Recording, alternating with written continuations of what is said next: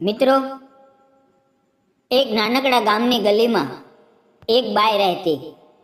એનું નામ હતું સીમા. રોજ સવારે પોતાના નાના ઘરની બહાર બેસીને ચૂલા પર ચા બનાવતી અને એક યુવાન રાજેશ રોજ એની ગલીમાંથી પસાર થતો. એની પાસે એક નાનકડી દીકરી હતી, પ્રિયા, જેને એ શાળાએ મૂકવા જતો. એક દિવસ અચાનક ભારે પવન ફૂંકાયો, વીજળી પડી અને ગામના ઘરો ઉપર આફત આવી. સીમાનું ઘર પણ તૂટી ગયું. એ રાતે એકલી રડતી રહી. પછી એવું કંઈક થયું કે તો નમસ્કાર મિત્રો, મારું નામ સીમા છે. હું ગુજરાતના એક નાનકડા ગામડામાં રહેતી એક વિધવા. મારું ગામડું એવું છે જ્યાં સવારે કોયલના ટહુકા સાથે દિવસ શરૂ થાય, ખેતરમાં ડાંગરની લીલી પાંદડીઓ હવા સાથે લહેરાય અને સાંજે ગામના મંદિરમાંથી ઘંટડીનો નાદ ગુંજે. પણ મારા જીવનમાં એ બધું જાણે શાંત થઈ ગયું હતું. મારા પતિ મહેશ, એનું નામ લઉં છું ત્યારે આજે પણ મારો ગૌ ભરાઈ આવે છે. મહેશ ગામનો સૌથી સીધો અને મહેનતુ માણસ હતો. એ ગામની પંચાયતમાં ક્લાર્કનું કામ કરતો. રોજ સવારે 8 વાગે ઓફિસે જતો અને સાંજે 6 વાગે પાછો ફરતો. એની પાસે પૈસા નહોતા, પણ ઈમાનદારીનો દરિયો હતો. એ કહેતો, સીમા, આપણે ગરીબ છીએ, પણ આપણી પાસે સાચું હૃદય છે, એ જ આપણી સંપત્તિ છે. એ રોજ મારા માટે ચોકલેટ લાવતો, એક જ ચોકલેટ, જેને અમે અડધી અડધી કરીને ખાતા. એ કહેતો, સીમા, તારું સ્મિત જ મારી ચોકલેટ છે. અમારી પાસે નાનું ઘર હતું, એક ચૂલો, એક અલમારી અને એક નાનકડું આંગણું, જ્યાં અમે સાંજે બેસીને વાતો કરતા. એ કહેતો, એક દિવસ આપણે આ આંગણામાં ઝૂલો લગાવીશું. પણ એક દિવસ એ જ ઓફિસમાં એને હાર્ટ એટેક આવ્યો. હું ઘરમાં રસોઈ બનાવતી હતી. અચાનક ગામનો છોકરો દોડતો આવ્યો, કાકી, કાકાને. મેં ચૂલો છોડી દીધો, દોડીને ઓફિસે પહોંચી. મહેશ ખુરશી પર ઢળી પડ્યો હતો. એની આંખો ખુલ્લી હતી, પણ જીવ નહોતો. હું એના માથે હાથ ફેરવતી રહી, મહેશ, ઉઠો, તમે વચન આપ્યું હતું. પણ એ ગયો અને હું એકલી પડી ગઈ. મારા મા બાપ નહોતા, સાસરિયામાં પણ કોઈ નહોતું. હવે ફક્ત એની યાદો અને એ નાનું ઘર. મહેશના મૃત્યુ પછી હું એ જ ઘરમાં રહેવા લાગી. રોજ સવારે ચૂલા પર ચા બનાવતી, પણ એ ચા હવે એકલી પીતી. મહેશની ખુરશી હજુ પણ એ જ જગ્યાએ હતી, એની ડાયરી, જેમાં એ રોજ મારા વિશે લખતો. આજે સીમાએ મને હસાવ્યો. હું રાત્રે એ ડાયરી વાંચતી અને રડતી. ગામના લોકો કહેતા, સીમા, તું હસે છે, પણ તારી આંખોમાં દર્દ છે. એ જ સમયે એક નવો યુવાન ગામમાં આવવા લાગ્યો, રાજેશ. એની 3 વર્ષની દીકરી પ્રિયાને લઈને. પ્રિયા, એની આંખોમાં એની માની ચમક હતી. એના નાના હાથમાં એક નાનકડું પુસ્તક હતું, જેને મમ્મીનું પુસ્તક કહીને વાંચવાનો પ્રયત્ન કરતી. રાજેશ ગામના નવા ખોલેલા દવાખાનામાં કમ્પાઉન્ડરનું કામ કરતો. એની પાસે ના ઘર હતું, ના પૈસા, ફક્ત ઈમાનદારી અને એની દીકરી.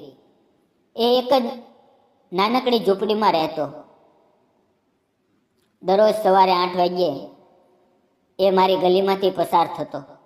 પ્રિયાને શાળાએ મૂકવા જતો. એની આંખોમાં એક અજીબ શાંતિ હતી. હું ચૂલા પર ચા બનાવતી અને એ પસાર થતો. ધીમે ધીમે અમારી નજરો મળવા લાગી. એક દિવસ એણે મને નમસ્તે કહ્યું. હું ચોંકી ગઈ. પણ એ પછી ધીમે ધીમે વાતો થવા લાગી. તેણે કહ્યું, તમે એકલા રહો છો? હા, મારા પતિ અને મેં મારું દર્દ કહ્યું. એક દિવસ પ્રિયાએ મને આંટી કહીને ચોકલેટ માંગી. હું હસી પડી. મેં મારી પાસે રહેલી મહેશની છેલ્લી ચોકલેટ એને આપી. રાજેશે ઝડપથી રોક્યો. ના, એ તમારી છે. પણ પ્રિયા રડવા લાગી. મેં કહ્યું, લે બેટા, આંટીની છે. રાજેશની આંખોમાં આંસુ આવી ગયા. એ પછી અમને એકબીજાનો સાથ ગમવા લાગ્યો. એ દિવસ ક્યારેય નહીં ભૂલું. સવારથી જ આકાશમાં વાદળો ગર્જના કરી રહ્યા હતા. અચાનક ભારે પવન ફૂંકાયો, વીજળી પડી અને મારા ઘરનું છાપરું ઉડી ગયું. હું અંદર જ ફસાઈ ગઈ. ગામના લોકો સીચો પાડતા હતા. અચાનક કોઈએ મને બહાર કાઢી. રાજેશ. એણે મને ખંભે ઉપાડી અને પોતાની ઝૂંપડીમાં લઈ ગયો. મારું ઘર તૂટી ગયું. બધું ભીનું થઈ ગયું. મહેશની ડાયરી પણ. હું રડવા લાગી. રાજેશે મને ચા બનાવી અને આપી. તે બોલ્યો, ચિંતા ન કરો, તમે અમારી ઝૂંપડીમાં રહેજો. પ્રિયા મારા ખોવામાં આવી. આંટી, રડો નહીં. મેં એને છાતી સાથે ચોંટાડી. એ રાતે અમે ત્રણેય સાથે બેઠા. રાજેશે તેનું દર્દ કહ્યું. મારી પત્ની પાર્વતી. ડિલિવરી દરમિયાન ડૉક્ટરે કહ્યું કે બાળક બચશે, પણ માં નહીં. એનો અવાજ ભરાઈ ગયો. પાર્વતીએ છેલ્લે કહ્યું હતું, રાજેશ, પ્રિયાને ક્યારેય માનું દર્દ ના થવા દેજે. મેં એનો હાથ પકડ્યો. રાજેશ, હું સમજુ છું, મારો મહેશ પણ. અને પછી મેં મારું દર્દ કહ્યું. મહેશ મને રોજ કહેતો, સીમા તું મારું સ્વર્ગ છે. પણ એક જ દિવસમાં એની જગ્યાએ ખાલીપો આવી ગયો. હું રોજ એની યાદમાં રાત્રે રડું છું. અમે બંને રડવા લાગ્યા. પવન બહાર ગાંજતો હતો અને અંદર અમારા આંસુ. પ્રિયા ઊંઘમાંથી જાગી. અમને રડતા જોઈને એ પણ રડવા લાગી. મેં એને ખોવામાં લીધી. ચૂપ બેટા, ચૂપ. રાજેશે એના માથે હાથ મૂક્યો. પ્રિયા, પપ્પા છે ને? એ રાત પછી અમારી વચ્ચે એક અદૃશ્ય બંધન બંધાઈ ગયું. હું રાજેશની ઝૂંપડીમાં રહેવા લાગી. રોજ સવારે ચા બનાવતી, પ્રિયાને શાળાએ મોકલતી. રાજેશ દવાખાને જતો. ધીમે ધીમે અમારી વાતો લાંબી થવા લાગી. એક દિવસ સાંજના સમયે ઝૂંપડીની બહાર બેસીને અમે વાતો કરતા હતા. પ્રિયા અમારી વચ્ચે રમતી હતી. અચાનક રાજેશે મારો હાથ પકડ્યો. સીમા, હું જાણું છું, હું ગરીબ છું. તારી પાસે ઘર હતું, પણ મારું હૃદય તને જોઈને ધડકે છે. મારા આંસુ ના અટક્યા. રાજેશ, હું પણ સમાજ, લોકો શું કહેશે? હું વિધવા છું, તું વિધુર. પ્રિયા, એણે મને ગળે વળગાડી. સીમા, પ્રેમ સમાજની નહીં, હૃદયની વાત છે. મહેશ અને પાર્વતી આપણને આશીર્વાદ આપશે. હું તને વચન આપું છું, પ્રિયાને અને તને ક્યારેય એકલી નહીં છોડું. મેં એની આંખોમાં જોયું. ત્યાં ફક્ત પ્રેમ હતો. મેં હા કરી. અમે બંને રડી પડ્યા. પ્રિયા અમારી વચ્ચે આવી અને બંનેને ગળે વળગી. પપ્પા, આંટી, રડો નહીં. લગ્નની તૈયારીઓ શરૂ થઈ. ગામમાં ચર્ચા થવા લાગી. કેટલાકે કહ્યું સીમા પાગલ થઈ ગઈ છે. કેટલાકે કહ્યું રાજેશ એની જમીન માટે. પણ અમને ફરક ના પડ્યો. લગ્નનો દિવસ આવ્યો. ગામના મંદિરમાં મેં ગુલાબી સાડી પહેરી. રાજેશે કુર્તો. પ્રિયા અમારી વચ્ચે નાની ફ્રોક પહેરી. પંડિતજીએ મંત્ર બોલાવ્યા. અમે 7 ફેરા લીધા. મેં પ્રિયાના માથે હાથ મૂક્યો. આજથી તું મારી દીકરી.